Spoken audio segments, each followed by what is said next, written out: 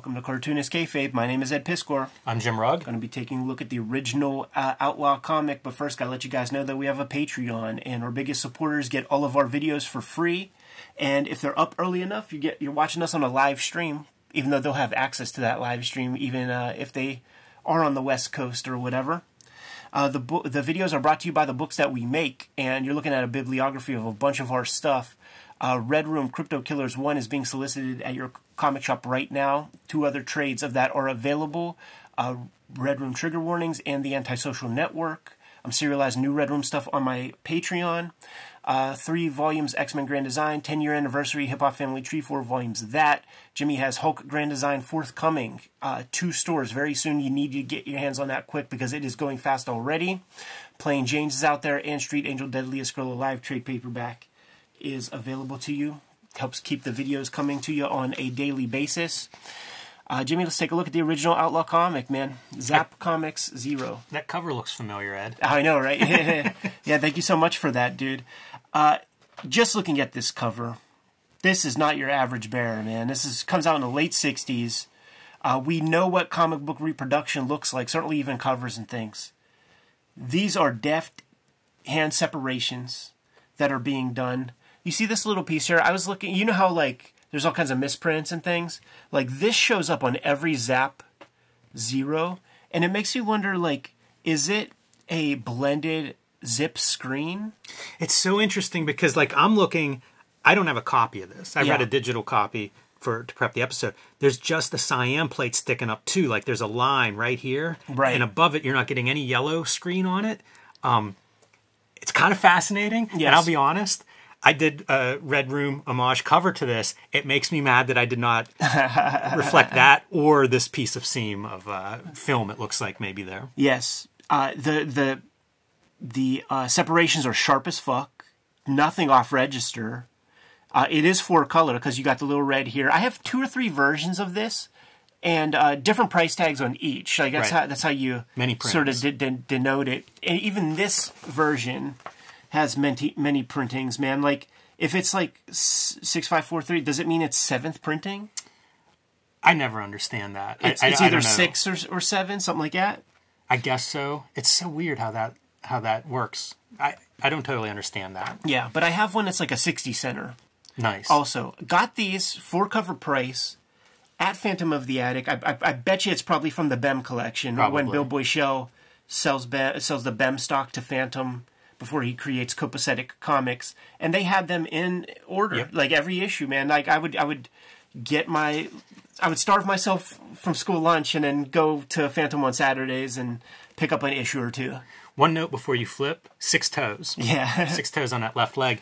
You know, it's great that they would keep these in print too, because totally. like you can still buy these at a reasonable price. You can find a 7th printing for under $20 or so. So it's I'm glad whenever a company does that or a creator does that, and hopefully it serves them well too. You know, this comic does a lot. This comic is extremely freaking important. One of the elements that is important is Robert Crumb creating the grand tradition of every line on the page is controlled by him, drawing the interior covers, drawing the back cover, cutting your own color separations, not allowing any more space for anybody else's anything. I betcha, well, I'd be willing to bet that there's some hand-lettered indicia stuff. Yeah, almost on the first round. This is certainly easier to manage at this point, but we can make a fucking argument that, you know, this is 1967. This is kind of the birth of the direct market in a way. You know, it's not the Phil Suling direct market.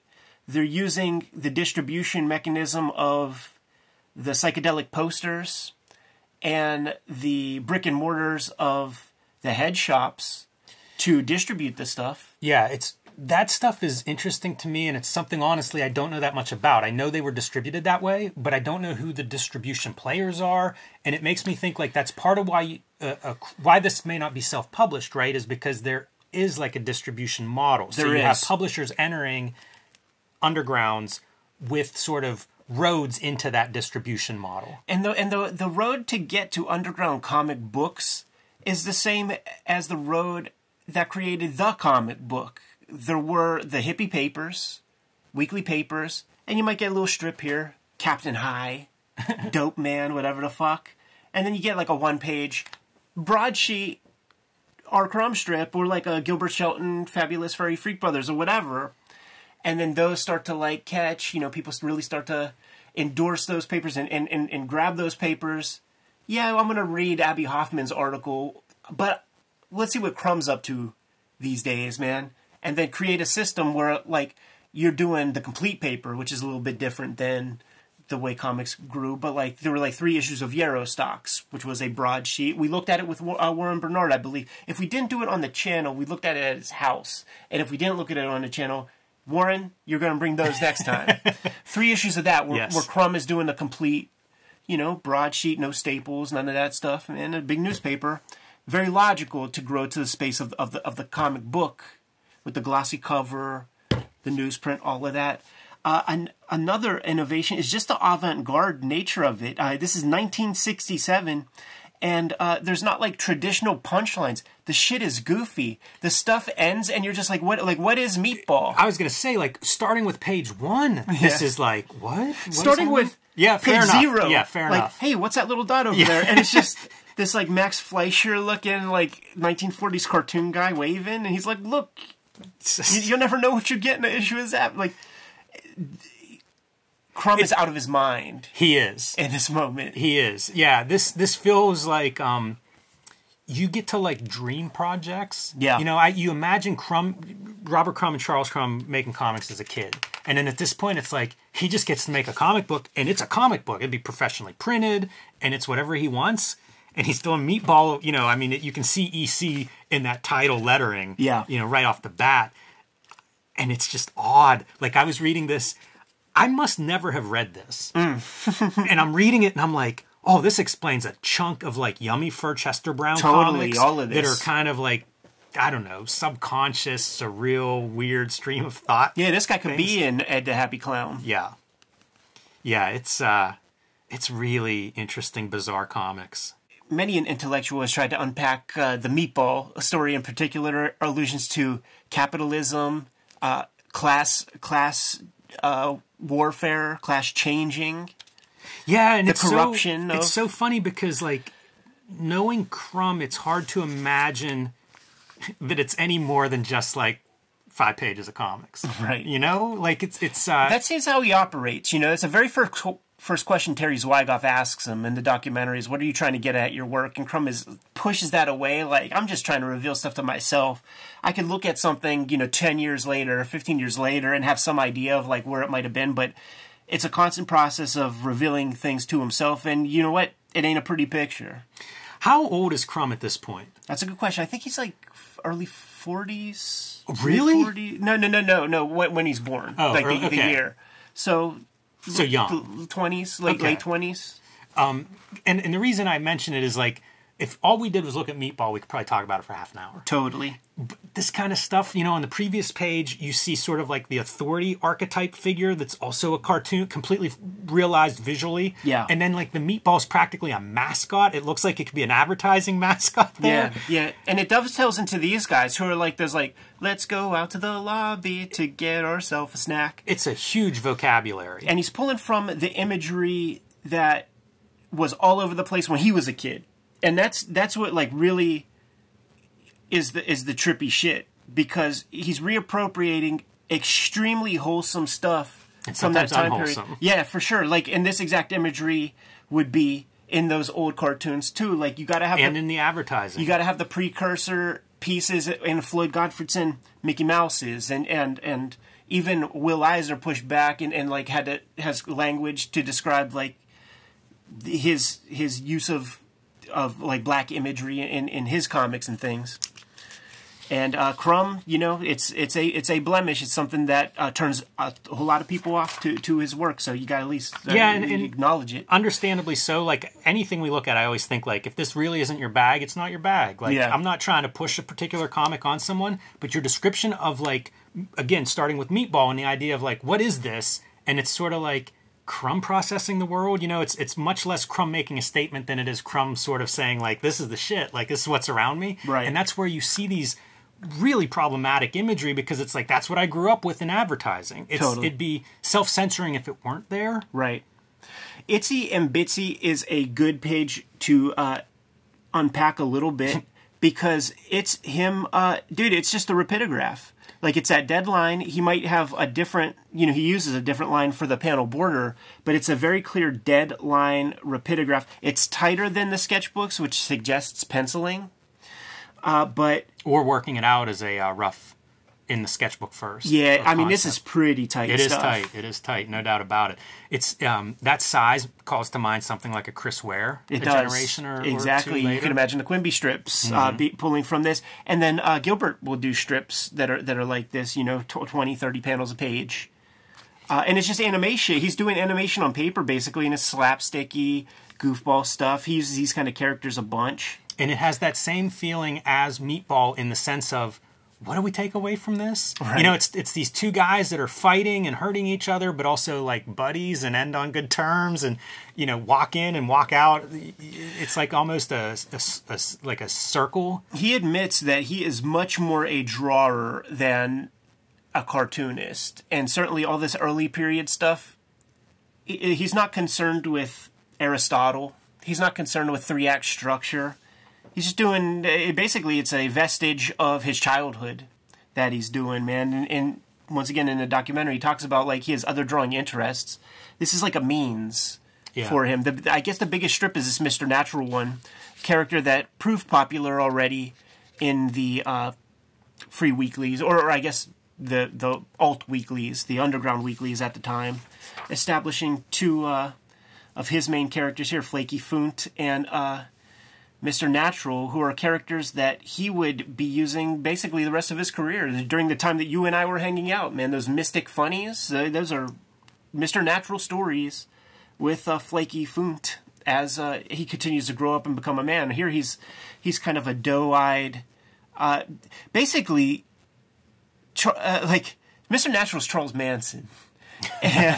and you could see reading this comic that there are these suggestible, lost fucking kids, and if you got the wrong guy kind of steering them in directions, tremendous evil can happen. Because, like, yeah, he's a guru or whatever, but he's very lo-fi. Yeah, I'll send you something in the mail, but that's not quite good enough for this dude. And it's very California, where, like, you got rich-ass people willing to give lots of money to, like, live forever or have some secret information or something. So then he does that bullshit baffles brains gimmick that's really satisfying, which is like anybody going to a psychic or crystal ball reader or something. And there's, like, whole books you can read on that stuff, man, about cold reading somebody, man. A maybe is a yes. A no is a no, and a yes is a yes. And you judge a person's body language when you tell them a story, and you see how they're responding. And if it looks positive, keep going in that direction. Like, there's whole books about that kind of thing.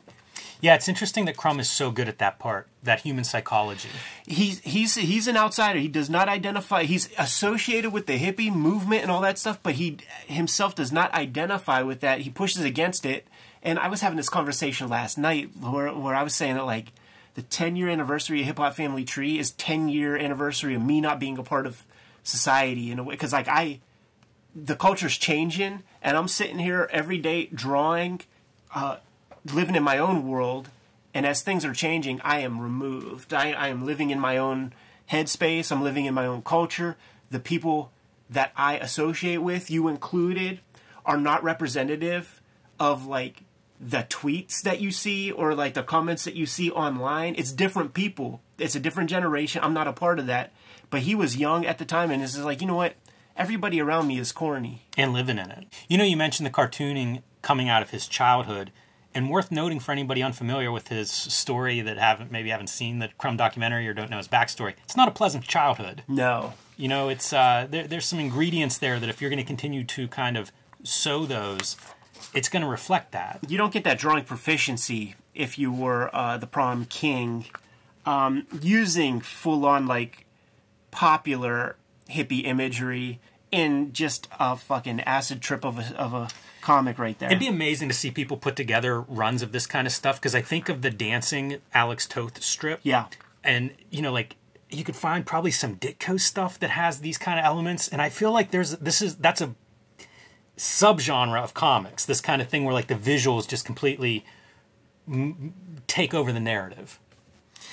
This is a whole comic right here. This is a 22-page comic in one page with these little bearsy weirsies that still have that sort of iconic Fleischer Brothers, like early Iwerks, proto-Mickey type energy, where you got some little dudes pulling a caper, consummate cartoonist, right? So you got the black mouse, you got the non-black mouse with like white ears or whatever, the albino mouse or whatever. They pull a trip. They snatch an old lady's pocketbook, throwing dynamites. They're hooligans, running from the cops. Everything. One of them meets a girl, but there's no honor among thieves. So he's the dude that got all the bounty, and is like, "Hey, baby, hey, toots, let me take you out on a date." It becomes spy versus spy, where the other mouse comes up and is gonna cause damage to the guy. Probably a little jealous that homeboy got a girlfriend, man. But no honor among thieves. But, you know, they're both shifty characters. Our guy suspects something's up and is prepared. But the girl has an idea, right. You see, man. She's like, listen, we could be a throuple. Yeah, and then our mouse has an idea. Still bandits and putting that girl out on the track, baby. Oh, it's raining outside. Dance between the raindrops, biatch. Incredible story. Every panel is loaded with something that is comics language. Yes. Like every gag, you know, slipping on oil for the policeman that's chasing him, are word balloons that have music notes and question marks in them. Sound effects. All the sweat drops and the exclamation points off the top. It's so loaded with just cartoon iconography. And when you mention Fleischer Brothers, I got to confess, like, I would catch reruns of that when I was a kid. That stuff used to really disturb me. Sure. There was a darkness in that material. Yeah. Probably reflective of like the 20s or you know, early 30s or whenever that stuff's being made. That's like, it's a tough world out there, you know. Like the backgrounds of those comics, man. Everybody's a hobo. Like there was that one, you know, the Christmas special. I got that on one of those like five and dime VHS tapes. That's real light and eats up your VCR. And it's like, you know, it's kids in an orphanage, and they're just taking apart their dresser drawers to make toboggans and things. Right. And we have extra room, so let's put another strip down here. Just like those broadsheet strips of yore, where it would be, you know, here's a Thimble Theater, and then you're getting like a Pee-wee strip at the bottom or whatever. I also think it's good to call out, like, imagine this is a spread. You know, like, we're looking at each strip and kind of talking about them, but also, like, this is a spread. Like, people are picking this up from a head shop with no context of comics, maybe haven't read a comic since the newspaper when they're a kid or who knows when, and now you're like in the middle of this, maybe high or, you know, tripping or something. It would be so bizarre to encounter this with no context. Totally. But the people of the day would have their own context, and I think that's what spoke to the people, man, is like they had it. Like they knew this stuff that he was exploring. Like with this piece, Ducks Yass Yass, 3 or 4 pager, told in caption monologue, which is something that you would not see often. You know, it's very, very unique. It feels like a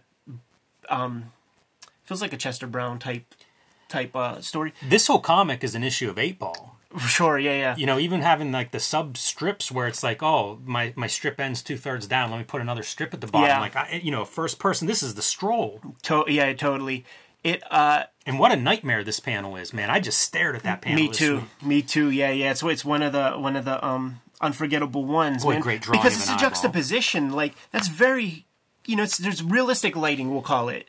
Realistic sort of building of the thing, even though it's cartoony, but then a cartoony cop car. See, like the juxtaposition is that's the beauty of comics. Yeah, and now you've got a panel where like you're going in a different language direction with the cartoony stuff. Yeah, this strip is making fun of like the beatnik, hipster kind of guys. The romanticization of the drug addict, fucking hippie dude. I'll tell you, proto hippie dude. Yeah, making fun of, but also like I feel like It feels to me like the author has encountered this guy, and it is not a pleasant picture of the life that you're living. Is this like strung out, junkie hippie? So I heard allusions, man. It was Bob Beerbaum on his Facebook. So like you gotta take that, like, consider your source or whatever. But Bob Beerbaum, shop owner in this area, said that Rory Hayes is the inspiration for this strip. I mean, look, I love Rory Hayes cartooning, but you read about his life and it may be, you know. By the way, let's not forget, you know, when I talk about like the birth of the direct market, yeah, we have Phil Suling here on the East, but there were like 7 shops like in that Bay Area, like the Bud Plant, Bob Beerbaum, Gary Arlington, who had a shop where Rory Hayes was just like running the cash register. Oh, or, man. Or I guess the cigar box. Yeah. That had money in it, like whatever comic right, shops yeah. had back in those days. But dude, like the direct market that's a West Coast, like Bay Area big time invention, like through this context and fueled by these kind of comics. Wow. That's I know that, and yet I don't connect all the dots all the time. It's just kind of coming, like in this conversation, you could kind of like draw those parallels. But it's another one of those stories, man. If you just read the last 5 pages of this comic book, wow. Yeah. Freak out funnies, man. It's always great lettering too. I feel like we haven't time. talked about it yet this episode, but anytime we talk about Crumb, you have to. Absolutely. But it's so good. It's such a reflection of his ability to do everything visually. Absolutely, man. And if you want to make inferences, this is an old timer who is let's not make inferences. They're a bunch of fucking little snoids that live in a sewer, and this guy encounters them. Once again, more characters that Crumb will use a lot. Have no idea what his purpose is for those, but it's always entertaining. By the way, the pygmies in Ed the Happy Clown that live under the city in the sewer and terrorize people. There you go, man. Oh, it's a 2-pager. So it's like he's an old fucking square, and then he becomes I don't know. He leaves that old life behind. This City of the Future stuff, man. How about that splash? Yeah, interesting. Interesting to think of all the Mobius that I've looked at in my life, and then you look at that splash. Yes, they're not unrelated. As a sort of student or vestige of the Harvey Kurtzman brand of cartooning, this is a de facto, you know, almost down to the title lettering, three letters. It's almost just Robert Crumb's Mad. Yeah. And this story in specific is not far from the one early Mad story. It's a Wally Wood story where it's like the city of the future and everybody's in those like Segway type machines, and the guy gets tipped over and nobody's strong enough to like rewrite themselves. But it's his version of, you know, here's the future. And there really is like, this has come to pass. Everyone will be tuned to everything that's happening all the time. No one will be left out. Will all be normal. It didn't quite work out that way. Like people are ODing on information, and it's made people fucking fully batshit. But this one has come to pass. Sex robots, very important in sci-fi fantasy. I've been listening to AI podcasts all week. Yeah. And that stuff combined with this strip. Oh boy. Yeah, got a lot of AI here. Yeah. Be Jesus Christ. Create your own masterpieces. Blow up the world. Boy, it's almost a collection of internet clickbait. Oh, totally. Like each one of these things. If he was just coming out and he did this as like a scrolling thing on Instagram, 1 million followers. Yeah. 1 million little hearts on your IG. It's even funny. I don't know if you caught the highlight of Logan Paul on the Royal Rumble and Ricochet. They did a spot in the middle of the match where they launched from opposite top ropes at each other. It's there you go. Pretty sure that's where they got the idea. I feel like this is the one modern day panel from that time period. People sitting around all day playing mind games. Man, I'm so glad this part of my life is so done. Where like people were like, "Hey, want to come over and hang out?" And then, "Oh yeah, man, I haven't seen you in a while." And then you sit there and it's like, "Okay, so, oh, this is it. This is what we're doing." And then you know we're building to this right here. You know, this is Sweden or one of those like Right. One of those Scandinavian countries where you just go here and you get your cyanide pie. You know what, man? Even like I've seen an article recently, sort of saying how like you're lucky if you go at this age, whatever age, but about it might have been 65. Like almost literally, it might be that caption as like a headline of like it's kind of their ideal way out. Yeah. Good Lord. Uncle in his garbage truck. Little page of filler. And I feel like I saw this Get Stoned thing. I think it is a poster.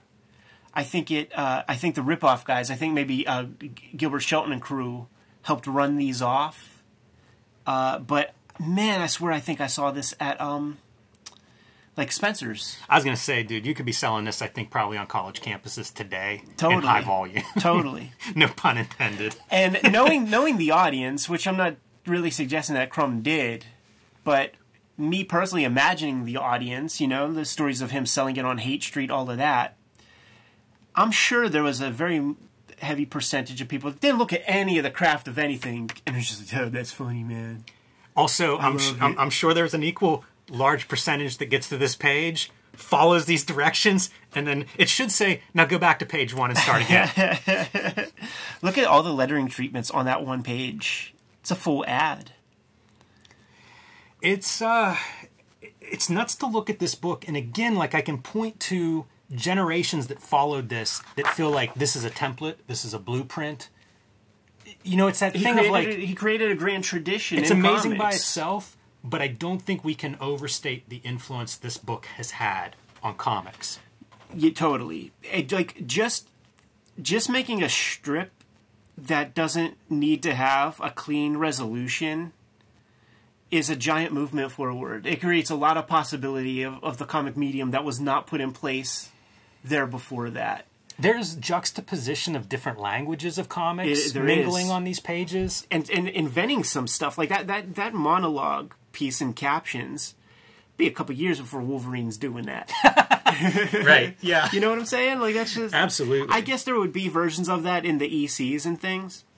But for all of the recognizable elements of this comic, straight up panels, using the grids, using many crazy weird grids, using the dialogue bubbles that we're all familiar with.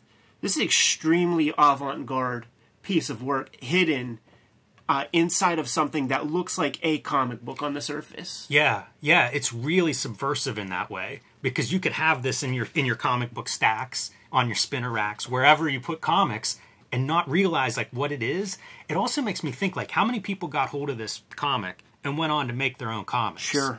Because that's the other piece that like it feels like it's dripping with potential. Yeah. If you pick this up and you're a guy that likes to doodle and you're working in your notebook, and I can picture a high school kid high in the back of the class thinking about this and making their own comics out of it, because the ingredients feel like they're all there. That's the thing too, man, is he does issue 1.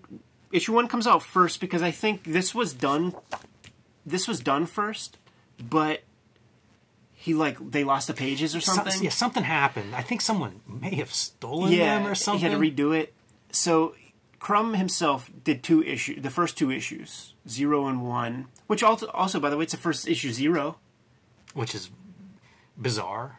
Yeah. And it makes sense. It's like form follows function, right?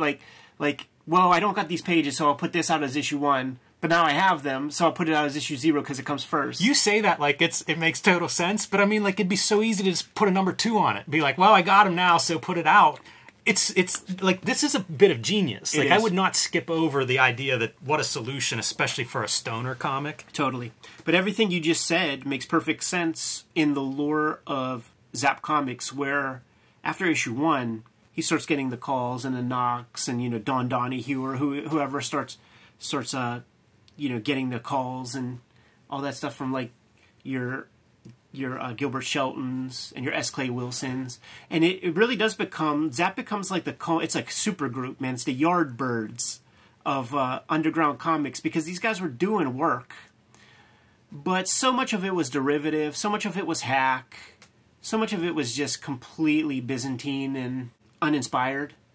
But you take the best of those guys and put them inside the glossy covers of Zap Comics, and you have this like super group of comic talent from that time period where Neil Adams is talking about there's nobody, you know, 5 years before me, That's 5 years really after me. interesting to frame It's it that because way. and you know, and you've seen Neil Adams literally a fucking John Hamm madman, suit and tie and the hair like Pat Sajak and shit like that. It was that show Mad Men. Like, what does it sort of explore? It's a changing of the guard. You got the square stuffy Madison Avenue dudes, and then you got these young hippies coming up. So like, this is like the other side of that. These are wild. those guys. And some of those dudes super accomplished as commercial artists. Yeah. Go on to be fine artists. You know, like craft-wise, they're up there with whoever you want to compare them to, but the sensibility is completely different. Maybe the greatest contrast between East Coast, West Coast, epitomized by those two different groups of artists. It's true. That's amazing. Show me another comics talk that compares Continuity Studios and Zap Comics. You guys know why you come to Cartoonist. Kayfabe, man. If you're good to go, I'm good to go, Jimmy. Yeah, man. All right, Kayfabers, hit the Patreon up, man. Support the channel at that level. If you are a King Kayfaber, you're watching us record these videos in real time. You have access to the complete stream, and me and Jimmy do freaking hour in between videos sometimes. And you're getting all the videos before anybody else, man. But the videos are brought to you by the books that we make. Jimmy, let the people know some of the stuff you have out there. Hulk Grand Design and Street Angel Princess of Poverty are my next two books. Depending on this video, when you're watching it, they may be out or they may need to be pre-ordered. So reserve those if you haven't already picked them up. Street Angel Deadliest Girl Alive and The Plain Janes, both available now wherever books are bought and sold. And join me on patreon.com/JimRugg, where you can see more of my comics and art. You can download out-of-print zines and mini comics, and you can see what I'm working on next.